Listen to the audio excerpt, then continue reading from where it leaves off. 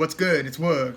I just want to give some quick thoughts. I'm going to do an actual preview, a proper preview in the coming days, but I wanted to talk a little bit about the significance and just how dope it is that this matchup is being made between Josh Taylor and Jose Ramirez for Undisputed 140-pound champion. That means all four major belts on the line. Josh Taylor is putting his WBA and his IBF titles on the line. Jose Ramirez is putting his WBC and WBO titles on the line.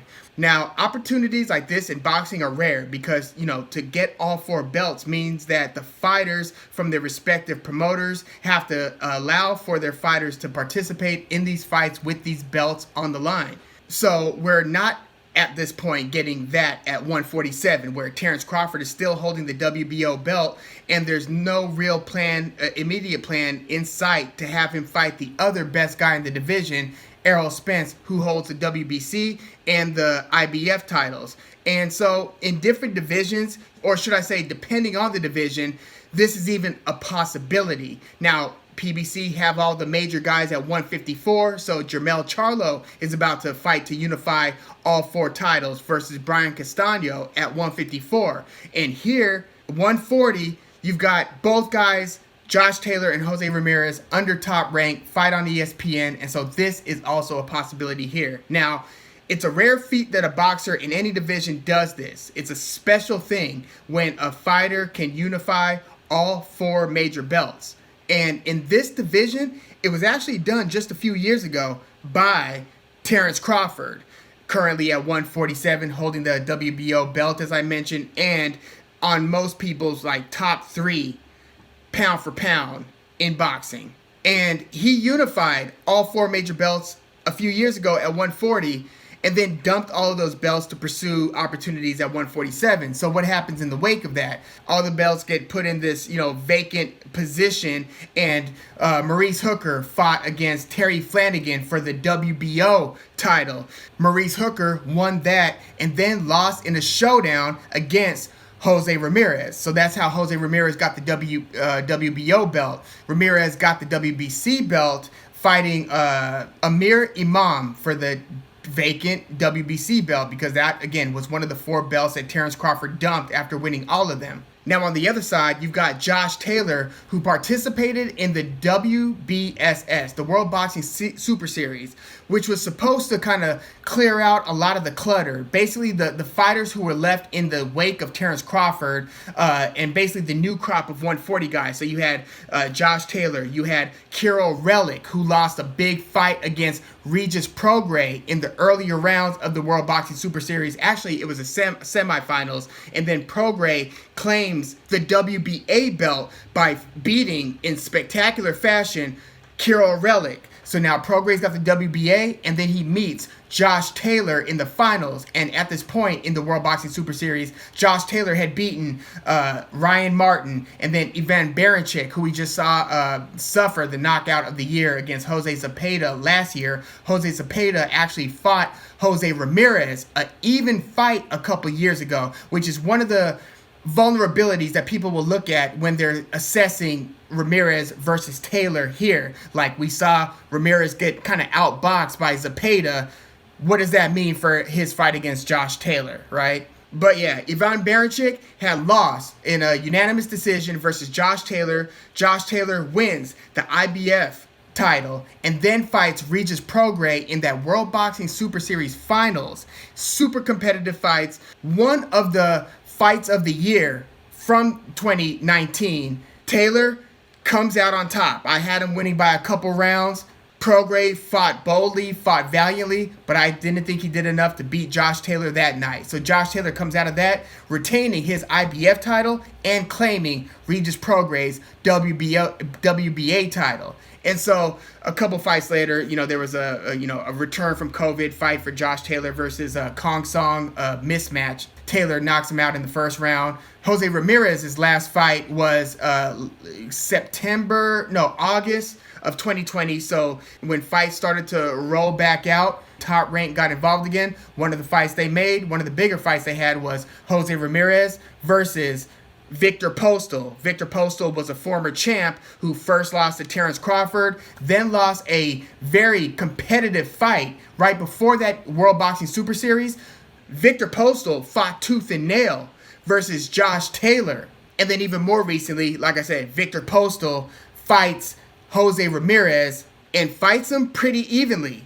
So now we've seen two guys, Jose Zepeda and to an extent, Victor Postal, recently outbox, you could argue, Jose Ramirez, where heading into the judges' scorecards, it's really anyone's guess which way this fight's going to go. So Jose Ramirez has had two very close calls in very recent fights, but he did knock out Maurice Hooker, who we just saw go up to 147 and lose via TKO against surging prospect Virgil Ortiz Jr.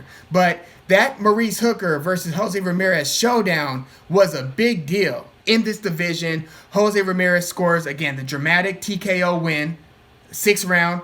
And here we are at essentially the mountaintop of 140, where you got one guy holding two belts, the other guy holding two belts. There's no cross-promotional hurdles to cross. Everybody here in this division is with Top Rank. And so this one is for all the marbles, all 4 major belts. And the fight is not only interesting and significant because of a undisputed opportunity, but also because of the ramifications that it has both at 135 and at 147.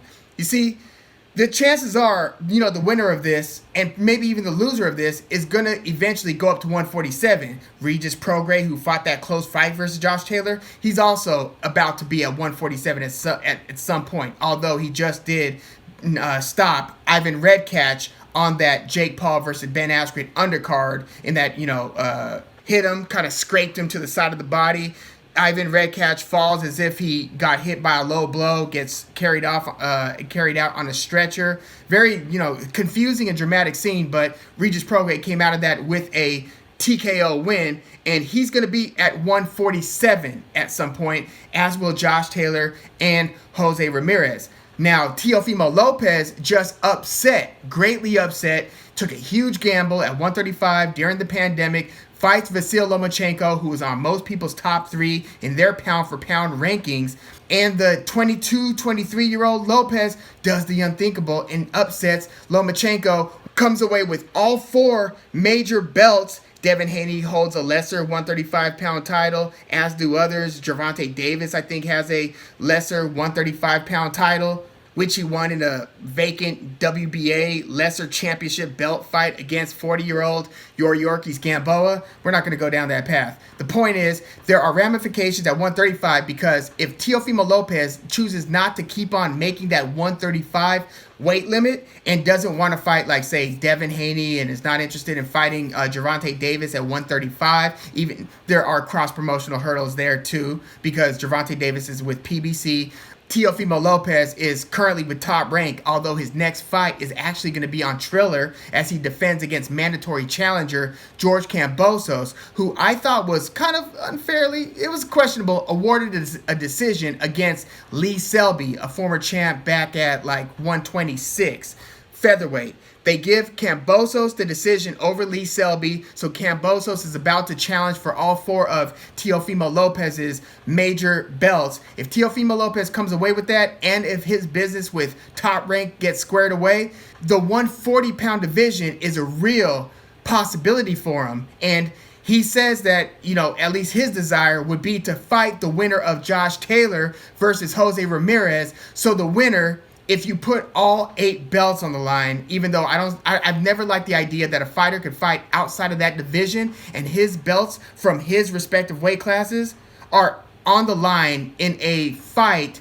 that's outside of the division that those belts represent. I don't like that. I just saw that happen with Gervonta Davis capturing Leo Santa Cruz's 130-pound super WBA belt, not because that 130 belt was on the line because the fight was at 130, but because even Gervonta Davis's 135-pound lesser title that he won in that vacant fight against Yuriorkis Gamboa was also on the line in a fight that's outside of the weight class that, again, that belt represents. So I don't like that. But Teofimo Lopez's wish would probably be, if he still, feels the same way he felt when he expressed this wish after his win over Lomachenko, is that Teofimo Lopez could go up to 140 and challenge, let's just hypothetically say, Josh Taylor wins. I'm not declaring this, not even predicting it.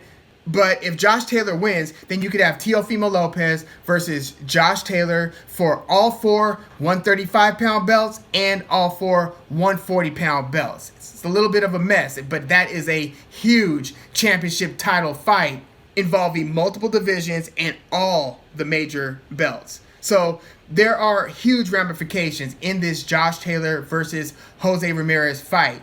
And we also know that certain people would be out of the question in terms of Jose Ramirez facing the immediate future, because he is with Robert Garcia, the esteemed, celebrated super trainer who's trains everybody from his younger brother, Mikey Garcia. Robert Garcia's younger brother, Mikey. He trained up Marcos Maidana, Antonio Margarito, and right now he's training Virgil Ortiz Jr. So I don't think you're going to see, for instance, Jose Ramirez versus Virgil Ortiz Jr., nor will you see Virgil Ortiz Jr. versus Mikey Garcia or Jose Ramirez versus Mikey Garcia. You get what I'm saying? All trained by the same guy in the same camp. But yeah, this Josh Taylor versus Jose Ramirez has ramifications at 147, at 135, obviously for all the marbles at 140.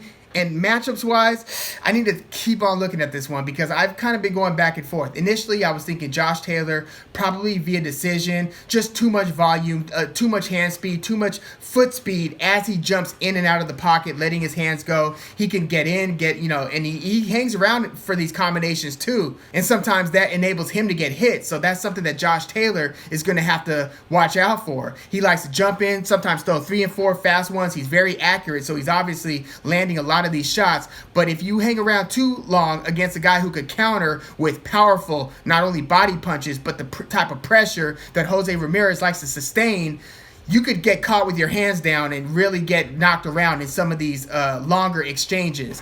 So it's going to be really interesting to see how somewhat technical, pretty technical, Jose Ramirez, who's a pressure fighter, likes to bang to the body devastatingly, and would rather kind of pin his opponent up against the ropes than to have the fight continue to play out in the middle of the ring. I think Josh Taylor wants to keep this one near the middle of the ring. And he seems like he's got the athleticism and the endurance and the skills to do it. But again, we've seen Josh Taylor in a very competitive fight against somebody with a very different style in Victor Postal, and even the fight against Prograis. Prograis got a very different style than Jose Ramirez. By the way, Prograis versus Ramirez, I'd love to see that fight at some point too. But Josh Taylor is a very high energy, in and out. So he's a fun fighter to watch. You know what I mean? And Jose Ramirez is as well. But they come bringing 2 different skill sets to the table. I actually think Jose Ramirez might be the harder puncher. But I don't know. Josh Taylor's got some good stops. He TKO'd Ryan Martin. He almost knocked out Ivan Baranchyk. But that Jose Ramirez knockout over Maurice Hooker really had a lot of us saying, wow, about his punching power. Because you know that even though he's got a reputation of being a pretty damn hard puncher, most of his fights, even recent fights, have been via, decision, unanimous decision, except for, of course, those 2 super close ones versus Zepeda and then versus Postal, both majority decisions, not unanimous decisions. But aside from that, even the ones against where he won the title against Amir Imam, that was a unanimous decision. His fight after that against Antonio Orozco, who has since gotten stopped by Virgil Ortiz, that was a unanimous decision. So it's not like Jose Ramirez is getting all these guys out of there, which still kind of has me, at least with these initial feelings, kind of thinking Josh Taylor by decision. It's just hard to see Josh Taylor get pinned up against the ropes by somebody who I don't think has as good a footwork as Taylor, and then get brutalized to where he can't then use his athleticism to turn it around and to then bring the fight back to the middle of the ring. It's probably going to be a super competitive, grueling fight. But at least initially, I'm kind of leading Josh Taylor. But I'm going to think about that a little bit more. But I want your initial thoughts on Josh Taylor versus Jose Ramirez, both about the fight itself and what it means at 140, at 147, and at 135. Please leave your comments in the comments, like the video, subscribe to the channel if you are into the fight talk. I'm Woog. Thanks for tuning in.